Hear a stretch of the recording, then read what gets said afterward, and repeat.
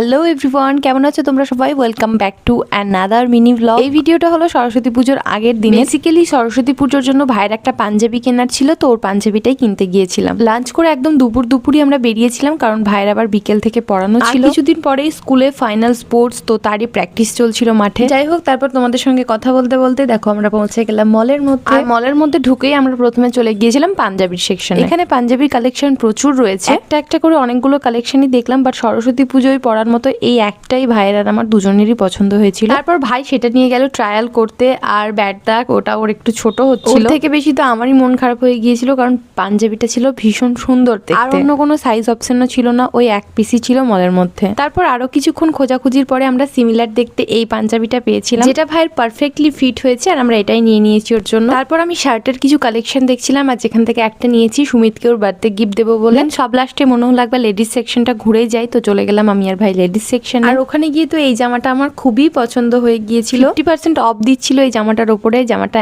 এত সুন্দর আমার ফিট হচ্ছিল যে জামাটা আমি নিয়েই নিয়েছি। তারপরে আমি দুটো টপ ট্রাই করেছিলাম, যার মধ্যে প্রথমেই ছিল এই ব্ল্যাক টপটা। পরে আমাকে বেশ ভালোই লাগছিল, তো আমি এই ব্ল্যাক টপটাও নিয়ে নিয়েছি। নেক্সট আমি ট্রাই করেছিলাম এই টপটা, যেটা দেখতে ভীষণ ইউনিক ছিল, বাট এটা নেকটা অনেকটাই ডিপ ছিল বলে এটা আমি আর নিইনি। তো ব্যাস আমি ওই দুটো জামাই নিয়েছি। তারপরে ভাই গেল বিল করতে, আর আমার ওই জামাটার জন্য এবারে মল থেকে না ঠিক এত বড় একটা ব্যাগ দিয়েছিল আমাদের। ব্যাস তারপর বাড়ি আসার আগে একটু মিষ্টি নিয়ে নিলাম। আজকের মতো এই পর্যন্তই। সকলে সুস্থ থেকো, ভালো থেকো। দেখা হচ্ছে সরস্বতী পুজোর ব্লগে। টাটা।